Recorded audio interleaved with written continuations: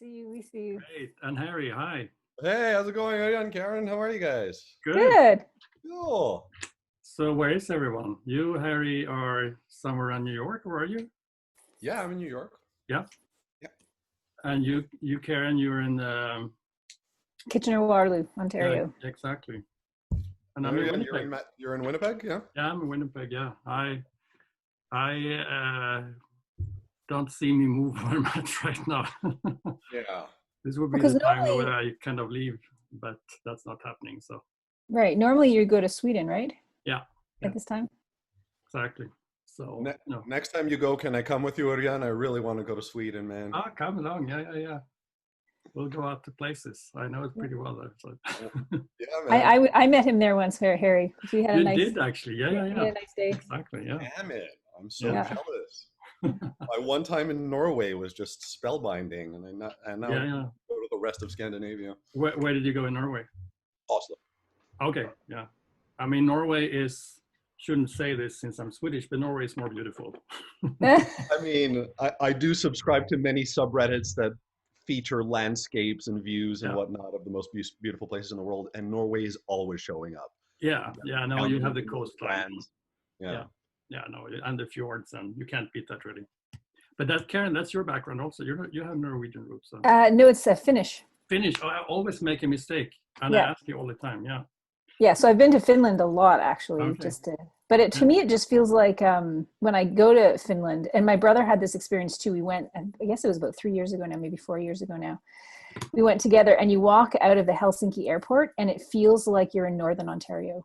Oh yeah. Like feels so much like the Canadian Shield, but really nice, like way nicer than like Kenora or something. Ontario. Kristen. Hi everyone. Hi, Kristen. Hey. How's it going? Good. You're also in Winnipeg, Kristen. We just talked where everyone is located. Oh yes, I am. I'm in Winnipeg, central-ish. Central-ish. Okay. Yeah. Great. Or Harry, are you still in New York? I am. Yep. Trapped in the center of the epidemic. Yeah, how is it in New York? I mean, we read a lot, of course, about it. So is it like? Honestly, I know as much as you do because I only see the news reports and my apartment and the 2-block radius around me when I go for a walk. So yeah. In that respect, right at this moment, we're pretty lucky in Winnipeg, of course, because numbers are really low. Yeah. I mean, everything is by day, I guess, but that's how it looks right now. So we'll see. It's far from over yet. Yeah, I was thinking. When they declared the state of emergency and everything in different places, and everyone had to self-isolate and everything, I saw this joke on Facebook saying that, well, I'm composer, my training is completely focused on this, so no big deal. Yeah. Is that true? Is that the case? Are composers like that? Are they still self-isolated creature by nature, working in their little room and forced out to meet audience once a year? And I don't know.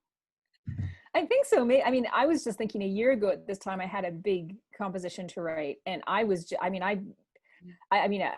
didn't leave my office almost, even just to go to sleep. I almost didn't leave it. Like it was just full on for probably 6 weeks. So it feels very similar, right? But for me, it goes in waves because I'm also an academic. I just feel like part of my year is like that, and the other part of my year, I'm not always good at keeping a pretty regular schedule when I'm teaching. Teaching just takes over, and all the meetings and everything else. So having to go in every day, so my composition falls to the side unless I have a deadline, and then I find time for it. Yeah. But mostly my summers are more composition, and my falls and winters are more teaching. Yeah. You Harry, you come back into Winnipeg in periods. I mean, I don't know how self-isolated you normally would be when you're not in Winnipeg. Maybe not. But is that how your professional lives kind of work? That you come meet the orchestra occasionally, then you go back and completely stay on your own in your work? Is that how it is? Or? Yeah, I tend to talk about this fairly often because some version of this question comes up a lot. I'm very much accustomed to being self-isolated for a week or 2 or 3 at a time when I'm in the middle of a project, exactly as Karen said. So the first couple of weeks of the pandemic, it seemed natural. I was like, all right, so this is just going to be like one of those periods and it'll just be more extended than usual. What I fail to take into account is those, so of course there's the evening concerts, right? A part of being a composer is not just sitting at home in the studio writing music, it's going to concerts, it's networking, it's being part of the community. So that's completely cut out. There's no more those kinds of escapes.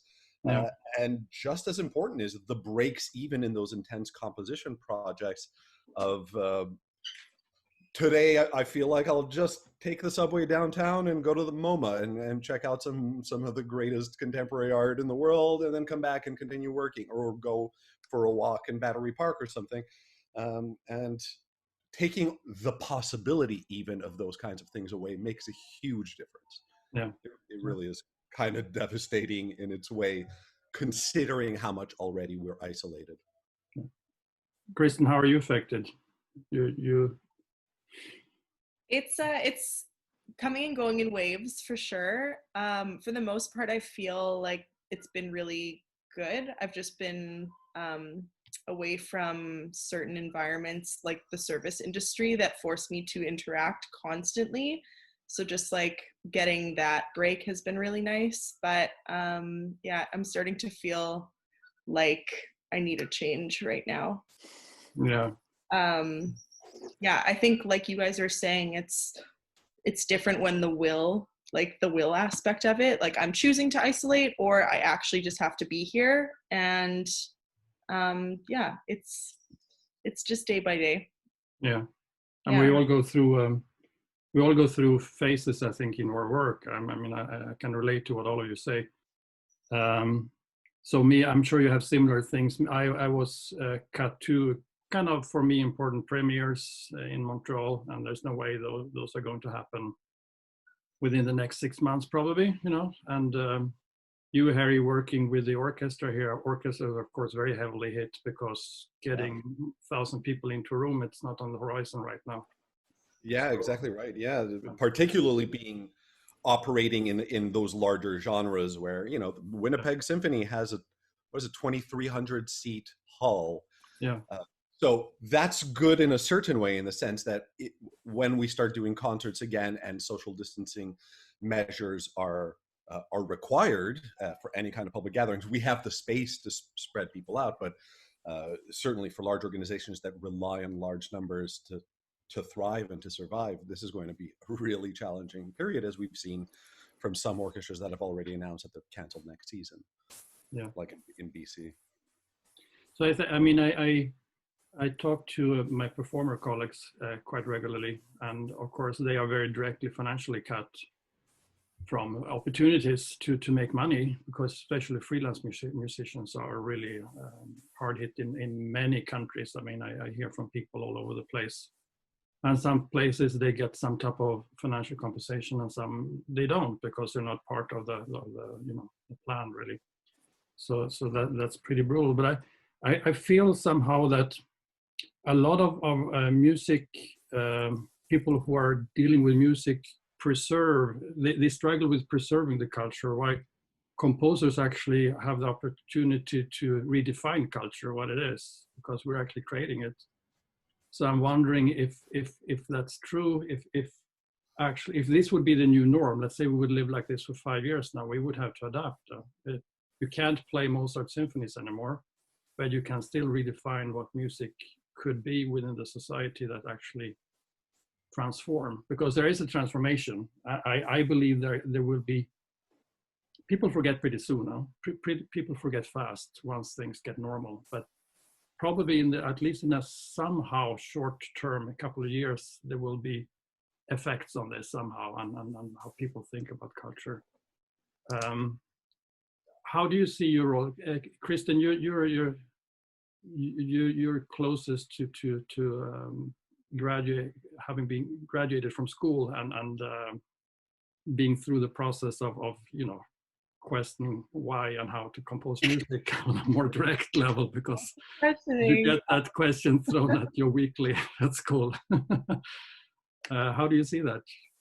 Is it? Do you feel that you adapt to the situation? We can speak pandemic, but we don't have to speak pandemic. You know, there certain opportunities are given, certain are not. How do you see that? What you want to do and what you can do, so to speak. You know, I think that I still don't have a clear answer to give on this, because I'm constantly questioning and just exploring as I go. But this idea of strict classical composition has kind of been put on the side for a while for me, and I'm looking at ways in incorporating more elements like electronic and pop and things that are more relevant to my generation. And maybe that also just has to do with where I'm located, but I'm looking at the things that I'm listening to right now and what I was writing in school, and just see how different those are. So I feel like I'm constantly questioning it. It's not only about the aesthetic, but also the reason why I'm writing something and what the expression actually means coming from me. Do I want this to represent a certain aspect of my life? There are so many different questions here, and I don't know when I'm gonna just lock into something. And maybe that's part of it, is just you figure it out when you're doing it. Yeah, you might never figure it out completely, though. I don't think there's an answer to those questions. I think it's a process, and I think to so. put a lot of pressure on myself to have it figured out, and I'd actually not want to write. You know, I don't know what I stand for. I don't know what in a certain aspect. I just thought that I wouldn't, my art wouldn't be valid because I didn't know exactly what it was going to be before I had it, before I started. But I've let go of that, and I think just for overall mental health, it's been like a very good change. Yeah. Karen, if you look back at your career so far, do you see phases? Do you see different attitudes? Yeah, there's very definitely different phases. Also different levels of confidence too. Like I think that I don't know, I'm going to bring a gender thing in here too, but it might be the same for composers of any gender. But when you first leave, even when you first get into graduate school or you're leaving graduate school, in those places, like, when do you call yourself a composer? Right? Like, do you start when you're in an undergrad and you decide that that's going to be your major? I mean, that's what happened to me. I didn't start as a composer, right? So I switched over. So there's that stage of questioning. And then, like, for me, when I got a full-time faculty position, like basically right out of my PhD, before I was even completely done, which means that I felt valued for my ability to teach. And I was supposed to I was hired as a composer and I could teach it, but it never really, I was still in my early 30s. It's just one of those things, right? Like, when was I a composer? Well, I wasn't composing a lot. I generally always had something on the go. It's getting those first few breaks, I think, and then winning a competition, I think, was probably the thing when I started, okay, maybe I can do this because other people are recognizing that. But so, yeah. And now I feel like I've hit my sort of middle career. I've got a much better job. I think it was when I first came to Grable, leaving Winnipeg. It might have been leaving Winnipeg, like after going to grad school, coming back to Winnipeg, and then leaving again. And people expected me to write music because I was a composer. And suddenly I was like, oh, like there was a pressure that I hadn't felt because they respected what I'd done. And it was a good pressure. It was something like they respected me. So that, yeah, it's an interesting thing. And now, I mean, I feel very lucky because I have an academic job, so I'm not worried about getting commissions at the moment. And I just had a really amazing year where I wrote so much music, and I kind of needed a bit of a breather. And so I don't have a lot of things on the immediate horizon. So my projects are for another year or two. So I had this break anyway. So for me, this time has been, well, partly I feel like I had a bit more to do, but at the other side, I still have to, anyway, so there's, yeah, I'm not totally making sense, but it's you make a lot of sense, actually. I'm kind of going all over things in my head. Yeah, Yeah. I mean, you mentioned the gender, but there's also a more general thing. I'm sure, I mean, both you and me, Karen, are Canadian University here teaching and meeting young high school kids coming. You know, I every year I get high school kids contacting me and asking about the program, and some are more prepared with the question than others are. And sometimes I get, not often, but it happens that I get kids coming in to my office and they never studied composition, and they come to me and say, okay, so what I do, I want to be a composer. How do I start this, you know? And I tell them, yeah, it's in a way it's very simple. You just provide your portfolio and we will look at it and then we'll take it from there. And they will look at me with a question mark, portfolio? I thought you would teach me how to write music, you know? And then I realized that you're a composer. For me, you're a composer the moment if you're 10 years old and you think I'm going to write music, then you're a composer. You write music. It's not an education. It's an attitude and it's an activity that you do. And as teaching composition, I still feel, I mean, I've been teaching composition on a university level since 1997, and I still feel I can't teach anyone how to compose. I can just help them to do it better. Yeah. They come, it's like being a psychologist, you know, they come in with the questions and I ask like, okay, so what do you think about that? You know, like I'm trying to be a mirror more than imposing something, at least in the best scenario. So yeah, and I've had this really funny experience where I see a student come in and I think, oh gosh, they're so talented, like they're gonna do this as a composition, like be a composer.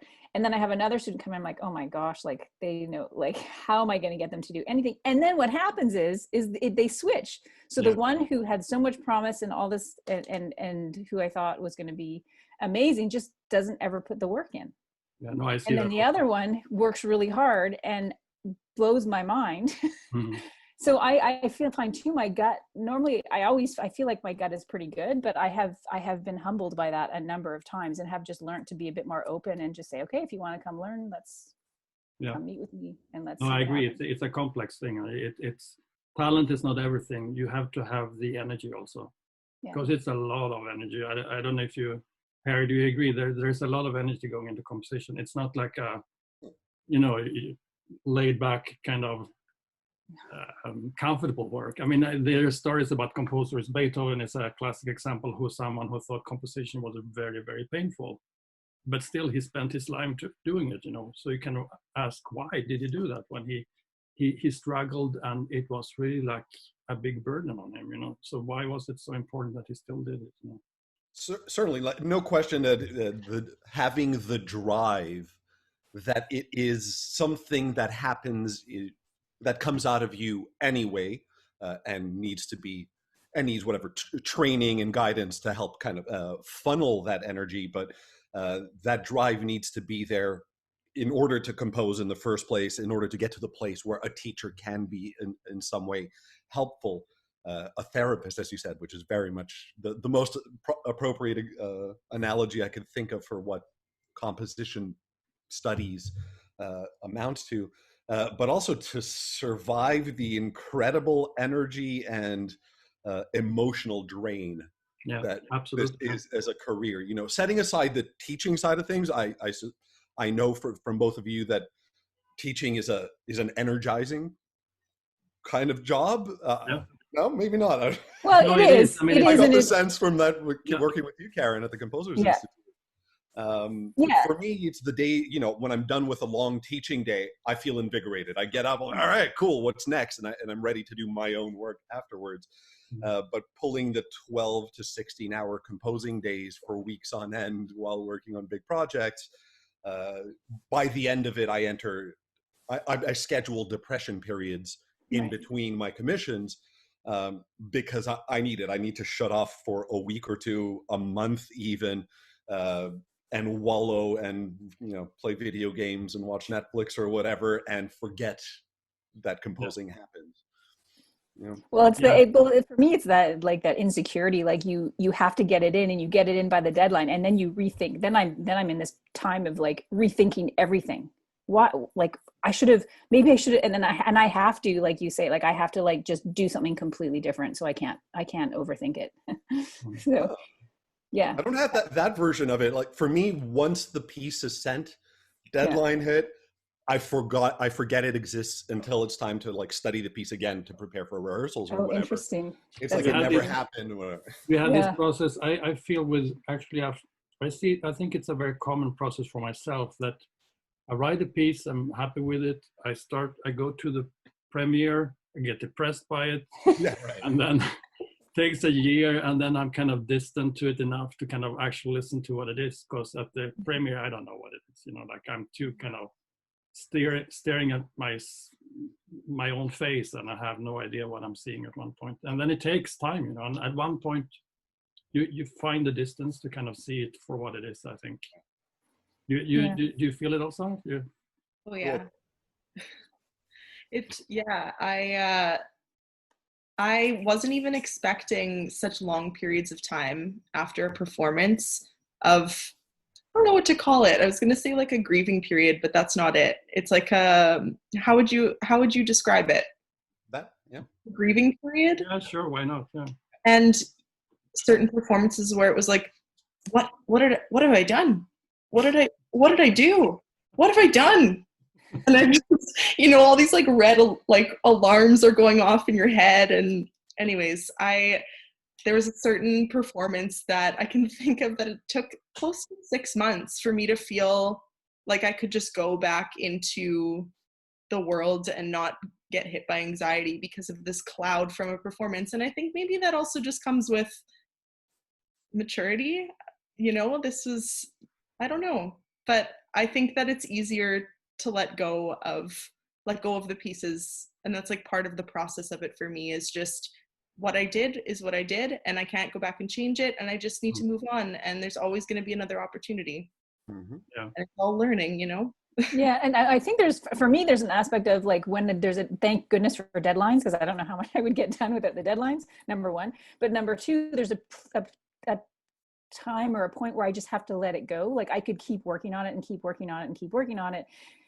It might get worse, actually. I don't know. You have the deadline, so you get it in. But I feel like I had, then yes. Yeah, I feel like I have to abandon the piece. Like I basically have to abandon it when it's ready to go. Yeah. It's Kaya Saria speaks about her pieces at her kids. And, when the kid is newborn, you really kind of help the piece in every aspect. But at one point, the piece leaves you grown up and you had to kind of let go and see them take off into the world on their own, Yeah. And then the piece is hardly yours anymore. And I think it's a nice way of describing it. She, of course, has a huge career with her pieces played everywhere, so she sees it from that perspective. But I think and different performers bring different things to it, right? That's for me the joy of when I hear the same piece performed by a different performer, I'm like, wow, it feels like a slightly different piece, or even a very different piece. Yeah. Even though the notes somehow are the same. Yeah. And you mentioned, Örjan, about the depression that hits again at first rehearsal or somewhere thereabouts. It's interesting, this roller coaster of depression and excitement periods. Of course, it happens during the composition of a piece. There are phases where you're super excited about what's happening and then really despondent, and it goes back and forth. And we already talked about after a piece is completed. Yeah. Then we get to, lead up to performance, and then exactly what Kristen was talking about, this after the fact, like the bigger the event is or the more important it is to you personally or professionally or whatever, it reaches that peak of excitement and energy and confidence at the concert, and then as of the day after, it's this incredible crash of what have I done? Kristen, you acted that out perfectly. What have I done? And how will I ever live up to that again? Or whatever the subliminal thoughts are. How will I ever reach that potential or capitalize that or make up for the absolute mess that was, or whatever the particular reaction is.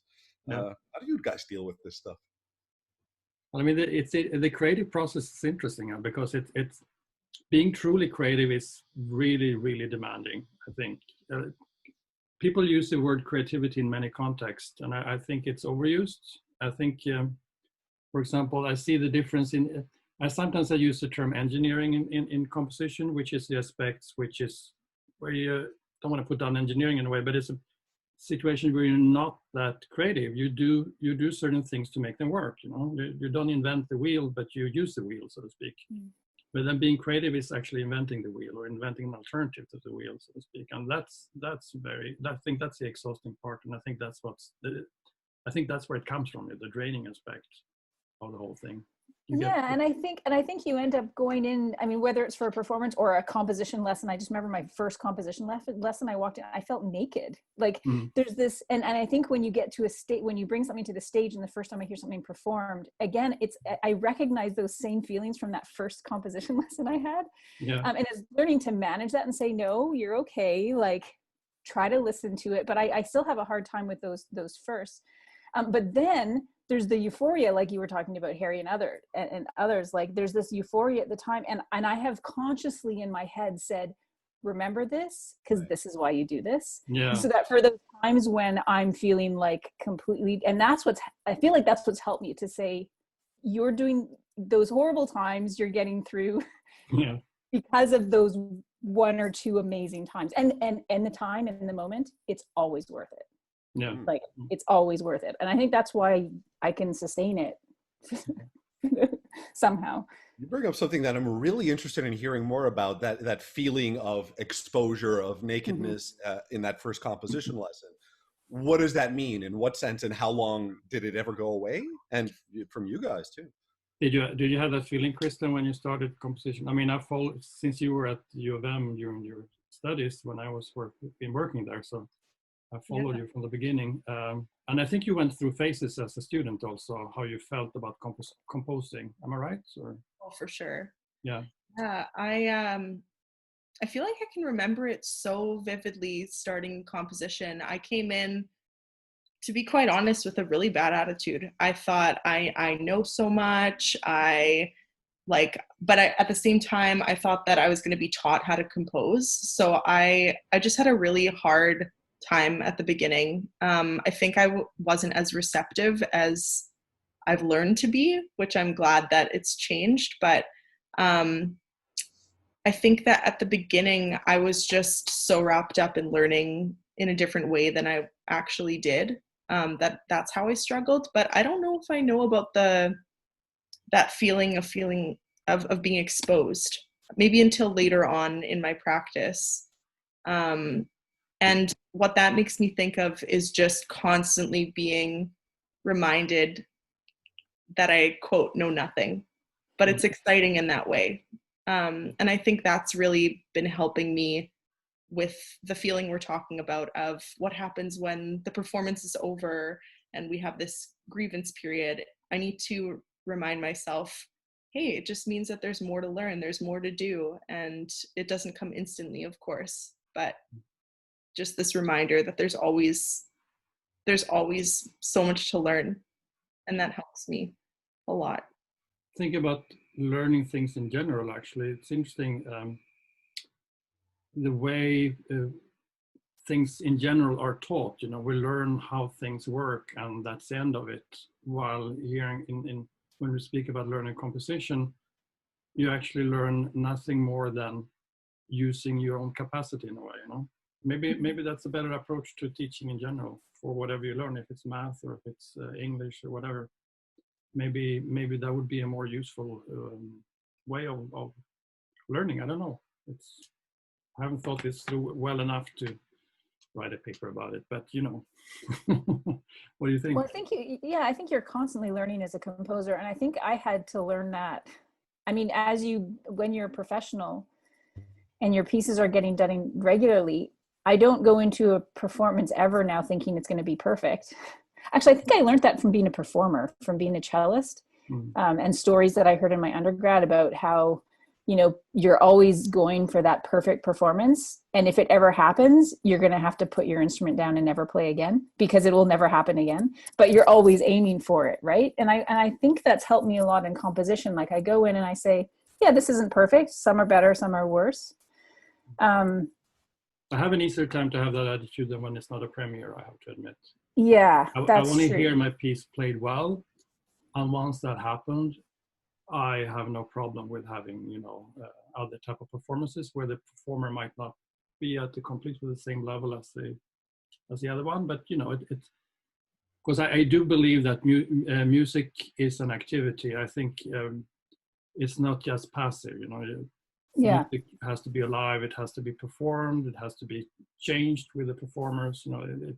Otherwise it loses its role. I mean, I think first of all the explanation of why music works is because it's a social activity. We meet, Yes. we play together, or we go to a concert together.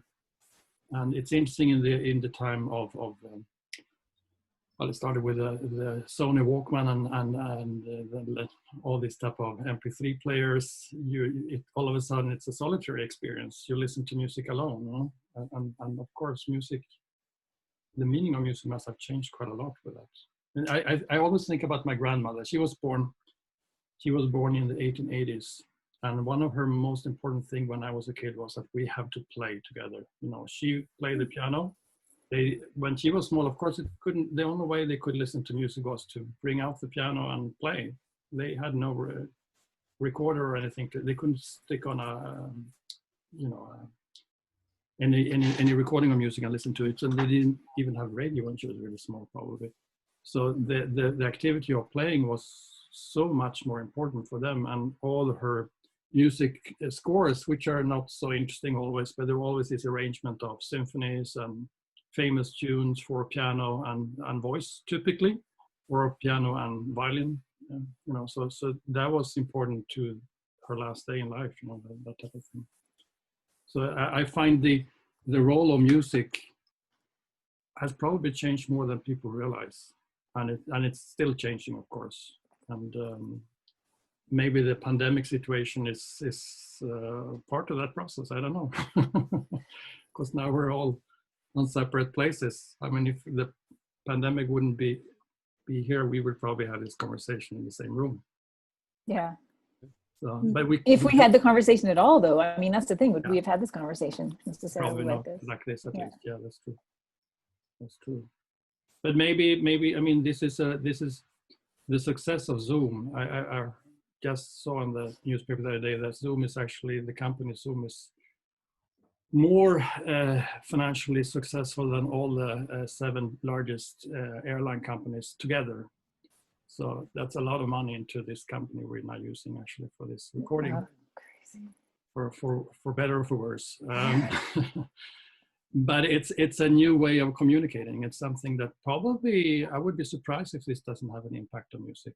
We're drained with these type of online performances where people record one after the other in multi-track and then they post it on Facebook or something. That is really part of the music culture right now. And it must have an impact on how music is perceived and how we'll approach it in the future. Yeah, it'll be interesting. I'm really interested to see what the fall's going to hold, because I mean, I'm on 2 new music series boards, and both, I mean, the falls are going to be highly online now. I mean, that's just kind of the only option. Yeah. I'm very curious to see what it's going to be like, and how that changes things. Yeah. One thing that needs to be handled institutionally is the situation with royalties for the songwriters and composers when it comes to live streaming and the like, because right now that doesn't exist.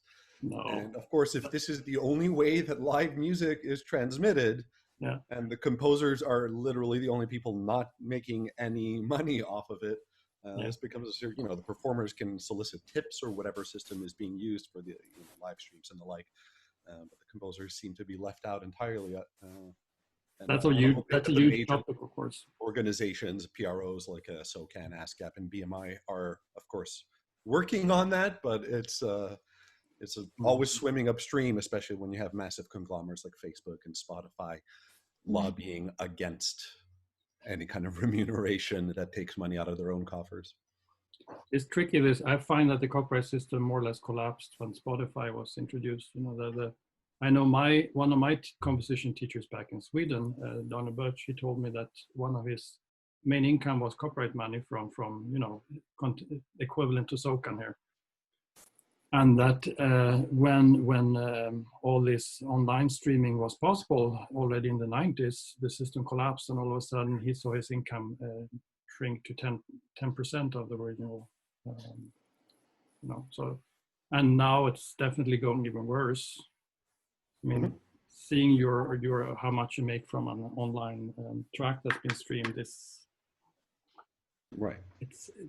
I would say laughable, but it's really bad joke. Yeah. Well, that was already bad enough with streaming, but live streams doesn't even get streaming royalties the way one would off YouTube. No, you're right. You're right. It's very tricky. Exactly. Yeah. So I want to thank you for taking the time to chat, and I really hope that I will see you all live. I've seen you on this medium before, I think, since the pandemic, and I guess it will be more times I will see you like this. But we need to find other ways of socializing, that's for sure. It would be nice to reconnect with people, won't it? Yeah. In person. Yeah. And we're creative humans. We'll find advancements, we'll find ways. Yeah. Anything else? Yeah, no, we'll get through this, of course. It's a question of time. And so stay healthy, all of you. That's the main thing. As long as you stay healthy, everything will be fine. Yeah. That's the conclusion. Great. Yeah. Thanks so much. And I'll talk to you all soon again. Thanks, guys. Yes, thank you. Thanks, Okay. Good to see you all. Take care. Bye. Bye.